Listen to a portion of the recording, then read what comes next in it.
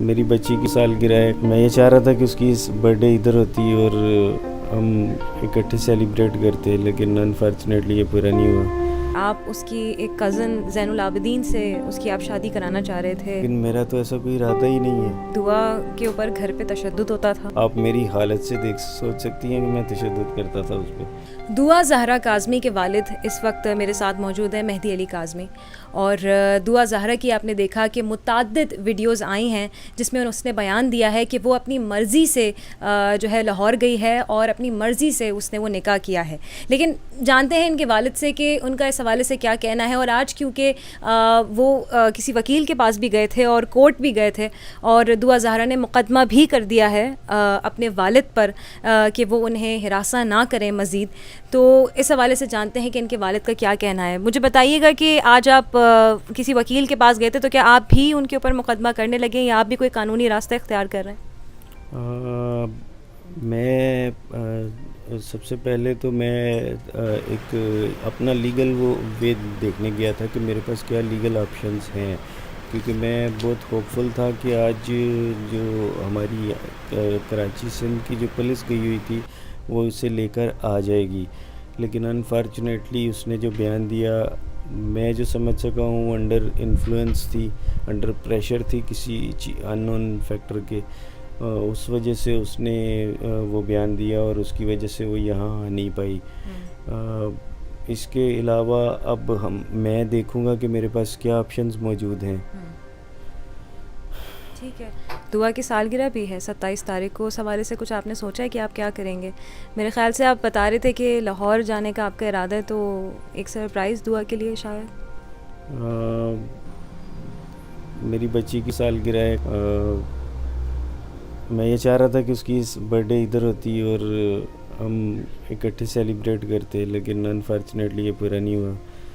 मेरा इरादा है, चूँकि अब मेरे पास ऑप्शन जो हैं वो लिमिटेड हो गए हैं, तो मैं डेफिनेटली इसको चैलेंज करूँगा, ये जो हाई कोर्ट के अंदर या जो भी कोर्ट मुझे बोली जाएगी उसके अंदर मैं इसे चैलेंज करूँगा। 1121 से भी मैंने रब्ता किया है, चाइल्ड प्रोटेक्शन ब्यूरो से। उन्होंने भी मुझे यकीन दहानी कराई है कि चूँकि केस माइनर है, आपके सामने डॉक्यूमेंट्स पड़े हुए हैं।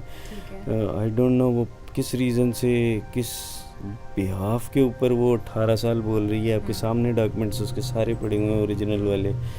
तो केस में अभी भी दम है और केस को हम इंशाल्लाह ताला अभी भी लड़ेंगे और इंशाल्लाह जीतेंगे। मेहदी साहब, 3 बातें हैं। पहली बात तो ये कि निकाह नामा में उसकी जो तारीख़ पैदाइश है वो 2001 की लिखी हुई है और दिसंबर का महीना उसमें दिखाया हुआ है। और दूसरी बात यह है कि वो अपनी मर्ज़ी से, अब जितनी भी वीडियोस मंजर आम पे आई हैं, उसने कहा है कि वो अपनी मर्ज़ी से वहाँ पर गई है, मर्ज़ी से उसका निकाह हुआ है। और तीसरी बात यह है कि अब सेशन कोर्ट ने भी लाहौर के कह दिया है कि दुआ को परेशान ना किया जाए और जो वो चाहती है उसे होने दिया जाए। तो फिर आप कैसे कह सकते हैं कि आपका केस स्ट्रॉन्ग हो रहा है? और ये भी कैसे कह सकते हैं कि वो 18 साल की नहीं है?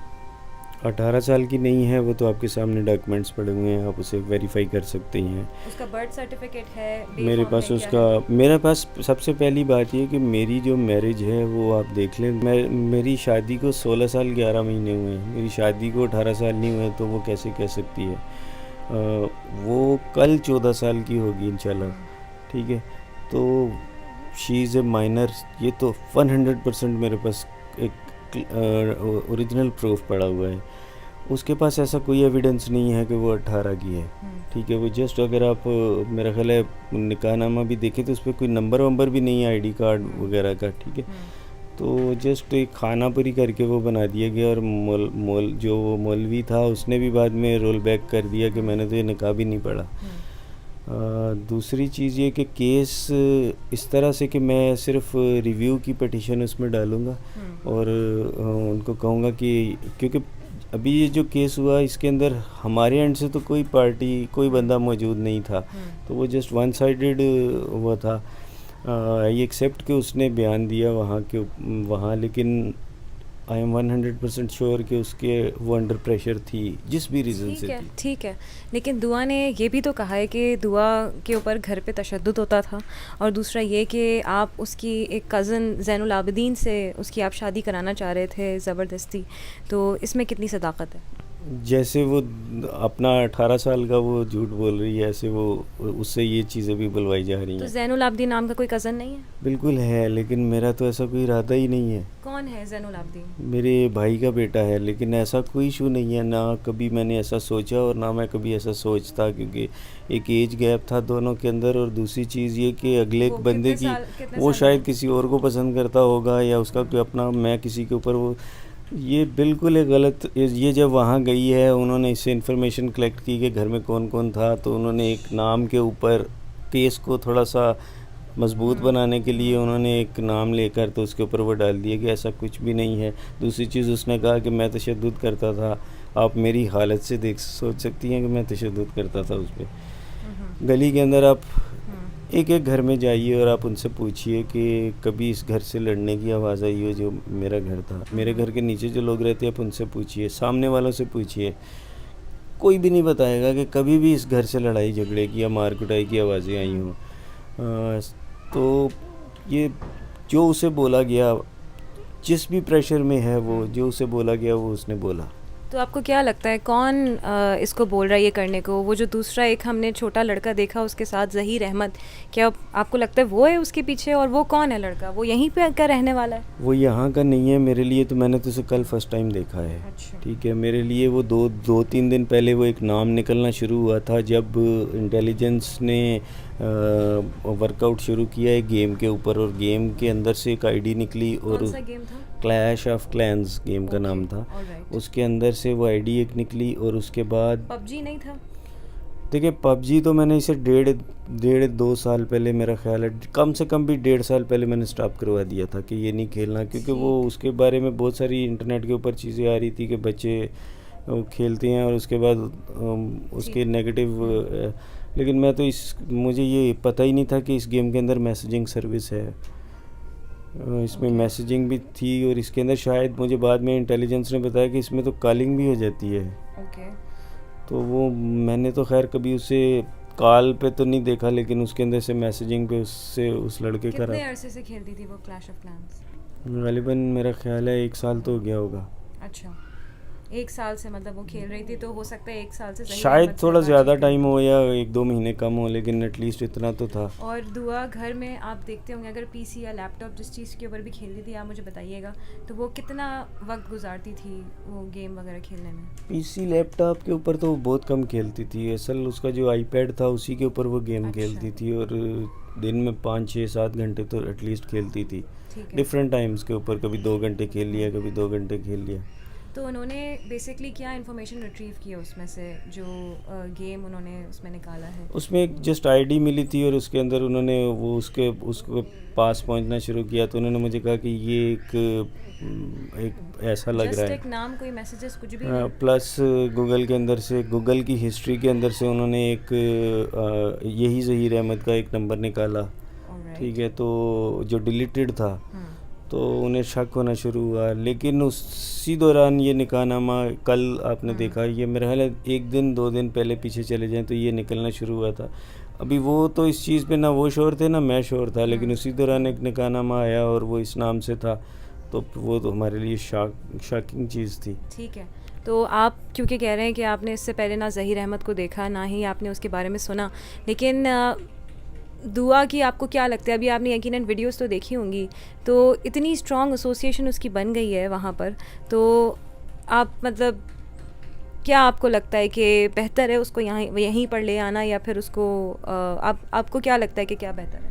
देखिए, मैं ये चाहूँगा कि जो रूल्स, एक चाइल्ड मैरिज का जो रूल है, आप एक एटलीस्ट एक अदालत को इसे फॉलो करना चाहिए। अगर कोई गुंजाइश मौजूद है, जो कि है, तो मैं इसको डेफिनेटली इसके पीछे जाएंगे और उन्हें ये बताएंगे कि ये बच्ची 18 साल की नहीं है, क्योंकि वहाँ पे कोई एविडेंस नहीं बच्ची ने दिखाया, उसने जस्ट मुंह से बोला कि मैं 18 साल की हूँ, और अदालत ने उसकी बात को एग्री किया विदाउट एनी एविडेंस। ना उसका कोई एज का टेस्ट लिया गया, ना किसी भी तरह से। तो मैं जब हम अगर ये जाते हैं, इंशाल्लाह जाएंगे, तो एविडेंस के साथ जाएंगे, और मुझे उम्मीद है कि जाहिर सी बात है कि जब जज साहब ये देखेंगे तो वो अपना फ़ैसला रोल बैक करेंगे, और फिर हम कोशिश करेंगे कि वो बच्ची को सिंध में चाइल्ड प्रोटेक्शन ब्यूरो के हवाले किया जाए। मैं ये भी नहीं कहता कि मेरे हवाले किया जाए, उनके हवाले किया जाए, और उसमें बच्ची का जो, अगर वो वहाँ पे किसी खौफ के अंडर है, ठीक है, तो वो एटलीस्ट, आपको लगता है वो खौफ के अंडर बोल मैं रही है? 100%, क्योंकि मेरी, ज़हीर अहमद के खौफ के अंडर बोल रही है, जो कि भी एक छोटा सा लड़का है, या कोई और है इसके पीछे? देखिए ज़हीर अहमद के पीछे कुछ ग्रुप भी हो सकता है। ठीक है।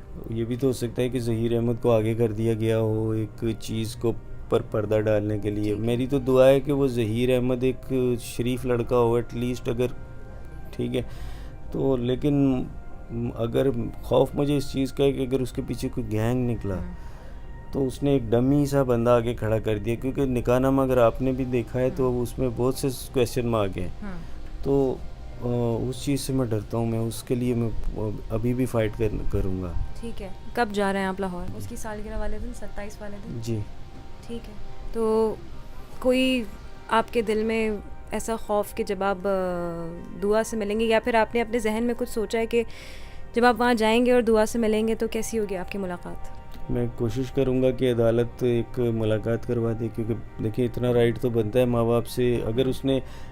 अगर कोई शख्स भी शादी करता है वो तो एक अलग चीज़ है, लेकिन एटलीस्ट माँ बाप का इतना हक तो होता है कि वो उससे थोड़ी देर के लिए मुलाकात ही करवा दे।